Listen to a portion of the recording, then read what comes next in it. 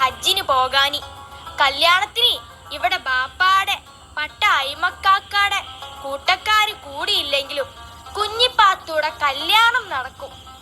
ഓള് ആനമക്കാരിന്റെ പുന്നാരമോളുടെ പുന്നാരമോളാ.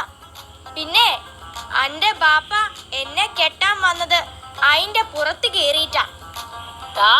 ബാപ്പ വരുന്നുണ്ട്. പത്തിരി ഒന്ന് ചുട്ടൂടെ? ബാപ്പ കാത്തിരിക്കുന്നു. എന്തെങ്കിലും ഒരു പണി ചെയ്. പെണ്ണായി പിറന്ന തീ പിടിപ്പിക്കാനെങ്കിലും അറിയണം. ഞാനേ ആനമക്കാരിന്റെ പുന്നാരമോളാ. നിന്റെ ഉപ്പൂപ്പാക്കേ ഒരാന ഉണ്ടായിരുന്നു, വലിയൊരു കൊമ്പനാന. ഇല്ലീല് മൂക്കില് വലിച്ചു കയറ്റുവോ? ഞാനേ ആനമക്കാരിന്റെ പുന്നാരമോളാ. എനിക്ക് ലൈനസ് ഉണ്ട്. എന്റെ പൊന്നുമ്മ ഒന്ന് ചുമ്മാ ഇരി. സുന്ദരി, നിന്റെ പേരെന്താ? എന്റെ പേര് തുന്നരി എന്നല്ല. ബുദ്ധൂസേ, സുന്ദരി എന്ന് പറയണം. ആട്ടെ, പേരെന്താ? കുഞ്ഞിപ്പാത്തു. എന്നെ എന്തിനാ ബുദ്ധൂസേന്ന് വിളിച്ചണേ? ബുദ്ധൂസേ അങ്ങനെയല്ല, എന്നെ എന്തിനാ ബുദ്ധൂസേ എന്ന് വിളിക്കുന്നേ എന്ന് ചോദിക്കണം.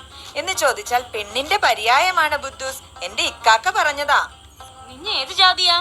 മുസ്ലിം. ഞങ്ങളുടെ മാതിരിയാ? അല്ല, ഞങ്ങൾ ശരിയായ മുസ്ലിങ്ങളാണ്. അല്ല ബുദ്ധൂസേ, നിനക്ക് ആന ഉണ്ടായിരുന്നു? ഇല്ല.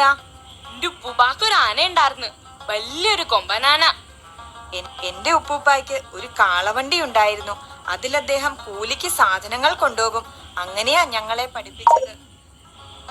ഇതാ, ഈ കടലാസിൽ എന്താ എഴുതിയതെന്ന് നോക്കിക്കേ. ഇതൊന്ന് വായിച്ചേ. അനക്കറിഞ്ഞൂടാ, എഴുത്തും വായനയും പഠിച്ചില്ല. ഞാൻ പോണു, പിന്നെ വരാം. ബാപ്പാ ബാപ്പാ, എന്നാ അന്നെ എഴുത്ത് പഠിപ്പിക്കാഞ്ഞേ? ഓ, എഴുത്ത് പഠിപ്പിച്ചിട്ട് അന്നെ കാഫിറാക്കാത്ത എന്താന്ന് നീ ചോദിക്കണത്? ഒരു മുസ്ലിം പെണ്ണ് അങ്ങോട്ടൊന്നും ചോദിക്കരുത്, പറയുന്നത് അനുസരിക്കുക മാത്രം. ഇന്നു മുതൽ ഞാൻ നിന്റെ ഗുരുനാഥയാണ്. ഞാൻ നിന്നെ പഠിപ്പിക്കാൻ പോകുന്നു. ശ്രദ്ധിക്കുക. വാ കൊണ്ട് തുടങ്ങുന്ന വാക്കു പറയൂ. ബൈ. ബുദ്ധൂസേ, വഴി എന്ന് പറയണം. മറ്റൊന്ന് പറയൂ. വഴുതനങ്ങ. എന്റെ ഇക്കാക്ക നിസാർ അഹമ്മദ് പറഞ്ഞിട്ടാണ് ഞാൻ നിന്നെ പഠിപ്പിക്കുന്നത്. ആണോ?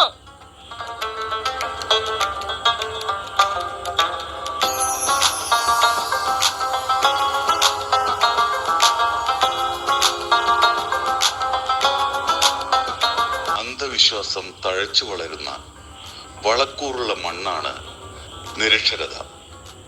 അത് സമൂഹത്തെ ഇരുട്ടിലാഴ്ത്തുന്നു.